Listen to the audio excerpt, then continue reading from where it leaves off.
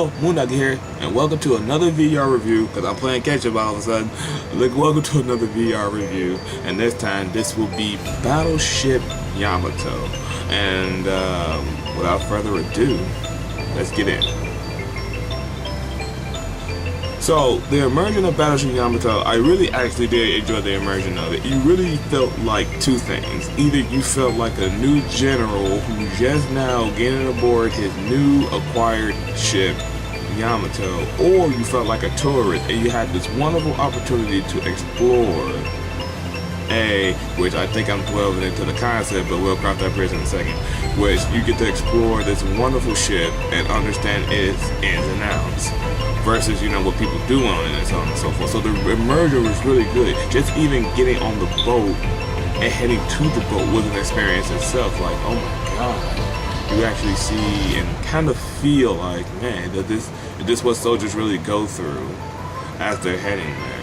So it really puts you in that mindset. It really does put you in that mindset. And then when you're on the ship itself, it is an experience all the same, because the size and the level of it all is really captured, so it's really well done.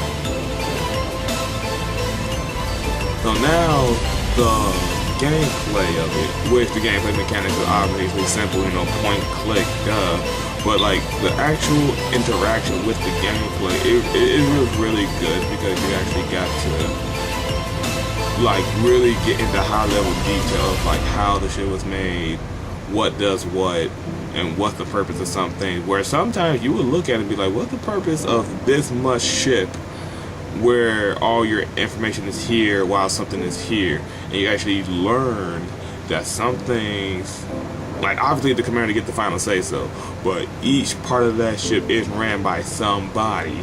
Like the captain gives the order, but everybody else have to do their part simultaneously. And I actually think that's kind of amazing that a lot of people who do the Navy have to do a lot of things simultaneously to control that ship 100%. So I actually thought that was really amazing and really like, holy shit, just to be honest with you. But other than that, like, there's nothing much about gameplay, but it really puts you there. It really answers a lot of questions at that too, because you probably do have a lot of questions about an actual warship and its integrity. So other than that, the gameplay was actually pretty good. So now we go into the concept, which obviously, like I said, the concept was two things. Either you feel like a soldier or feel like a tourist, but then the concept kind of delivers the idea that once you get there and you explore all these rooms, even outside the game, you kind of feel self-educated, where it's like, wow, I was able to actually get a good understanding of a lot of things about this ship. And even if I was to go to a different type of warship, but this was obviously a Japanese warship, I can recall correctly. Now, if I was to go to an American warship, it probably might have the same ins and outs, but probably on a different scale. You don't know, but you do get like a generalized sense of like how it works and how command is ran, and a really good understanding of everybody's role on the ship. And I think it's kind of amazing that they keep that shit spick and span. That's nuts. Like, I'm like, gotta wipe this entire poop deck. Oh god. Ugh. I'm not even in the fight. I'm just watching the ship. But other than that, the concept of it was really spot on, of like what they were trying to deliver to us, which obviously was just information, like a really good, legit understanding of what soldiers do on a ship and how things are very, very important. Like, something may seem insignificant, but it's very important in the end phase. So that's really important too. So the concept that they were trying to deliver to us personally was also a really good way to go. And going into overall, which I guess we kind of sped through. We really sped through this one. Like I said, it was more educational than it was a game itself, which not saying there's not that much to talk about, but in a generalization sense, not that much to talk about. The gameplay, well, you're not doing nothing complicated, and then you go into besides that, it wasn't complicated. And then just exploring the rooms itself, obviously not that complicated either. So like, there's not that much to say about the gameplay.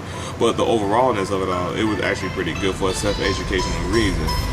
Replayability, well, obviously there's no sense to replay it if you wasn't trying to like go to the military or do something actually with this information. Then it's replayable because you want to refresh yourself on some things you probably missed. Granted, it's not going to apply to every ship you see in life, but you do get some sense of what you're talking about. You know, you ain't gonna walk up to somebody and be like, what's that thingy on the thingy thing? Like, you know, you can actually say, what is it? Like a general idea of what it is, and they can correct you on that. But in an educational sense, it actually has high level replay value. But for a gamer like myself, probably not, because quite frankly, it was very educational, but education for myself can only go so far. Granted, it's like, hey, you learned something. I did learn something. That's it. I have no pursuit with this. So I pretty much have just done that, and I really hope this review helps you guys. If any of you are curious to play this game or try it out, and I'm trying to play catch up on these reviews. But with that said, everybody, thank you all for watching, and please continue on watching. And as always, I will see all of you when the next moon rises.